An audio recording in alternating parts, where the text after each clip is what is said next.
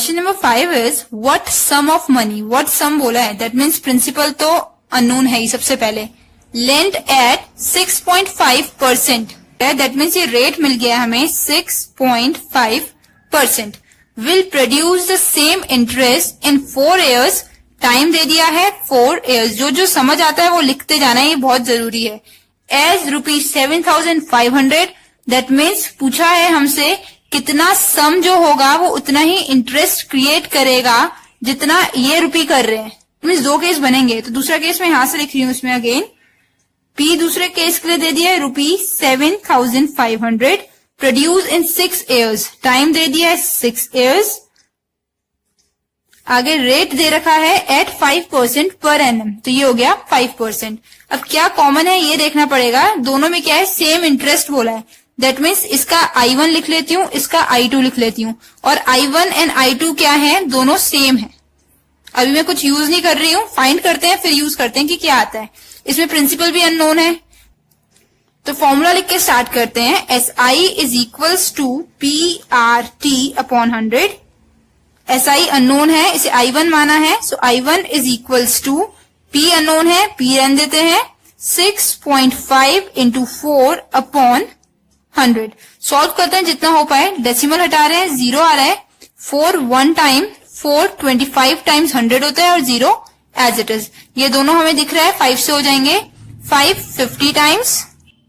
5 13 times, सो I1 की value मेरे पास आ गई 13 अपॉन 50 P, ये बहुत जरूरी है, ये समझना है इसमें, ठीक है, ये हो गई I1 की वैल्यू। अब मैं I2 की वैल्यू निकाल रही हूं, लिखते हैं again, SI is equals to PRT upon 100, values put कर रही हूं,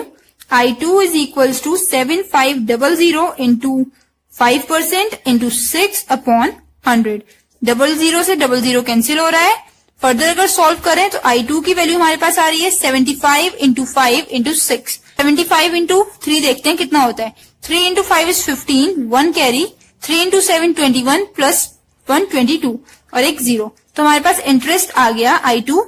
2250। अब हमें बोला था same interest, that means I1 is equals to I2, लिखते हैं गिवन इंटरेस्ट क्या बोला हुआ है, interest 1 is equals to interest 2, दोनों इंटरेस्ट सेम है, क्वेश्चन में ये बोला था, तो 13 upon 50 P is equals to 2250, this implies P is equals to, P को यहीं छोड़ रहे हैं लेफ्ट साइड, ये राइट साइड ट्रांसपोज कर रहे हैं, मल्टीप्लाई बाय 50 अपॉन 13। नाउ 13 एक प्राइम नंबर है तो कैंसिल नहीं हो पाएगा, हमें डायरेक्ट देखना पड़ेगा कितना आंसर बन रहा है, मैं यहीं पे कंटिन्यू कर रही हूँ, P इज इक्वल्स टू 00 आ जाएंगे इन दोनों के, 5 into 5 is 25, 2 carry, 5 into 2 is 10, 12, 1 carry, 5 into 2 is 10 and 1 11, 1125 upon 13। अब इसे 13 से कैंसिल करना है, 13 से डिवाइड करके देख लेते हैं, 1125 को जीरोस बाद में लेते हैं, 13 के टेबल में नियरेस्ट 112 के आता है 104, 8 टाइम्स होता है, रिमेनिंग रह गया 85। नो 85 के नियरेस्ट अगर 13 के टेबल में करें तो 13 टाइम्स ले लेते हैं, 13 6 टाइम इज 78, 78 मैंने ले लिया, माइनस करते हैं 1 कैरी करके 15, 15 माइनस 8 इज 7। अगेन अब हमारे पास ये जीरो जो थे ये वर्क कराते हैं, यहाँ पे ये 0 आ जाएगा 70, 13 के टेबल में 70 या 70 से कम 5 टाइम्स 65 आता है,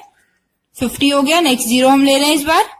अब 13 के टेबल में 50 से कम 3 टाइम्स ले लेते हैं 39, यहाँ हमारे पास रिमेनिंग बच रहा है 11, डेसिमल यूज करते हैं 0, 110 आ गया, 104 8 टाइम्स था, ये यूज कर लेते हैं 104, फर्दर माइनस कर रहे हैं तो 60 आ रहा है, अगेन 60 के लिए कर रहे हैं तो 5 टाइम्स कर लेते हैं,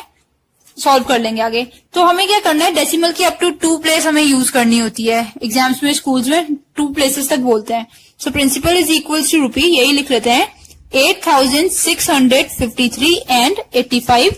पैसे, ये हमने यूज कर लिया है। अदरवाइज हम इसे आगे सॉल्व करके 1 डेसिमल प्लेस और सॉल्व करें और उसे राउंड ऑफ भी कर सकते हैं, वो मेथड डायरेक्ट होता है।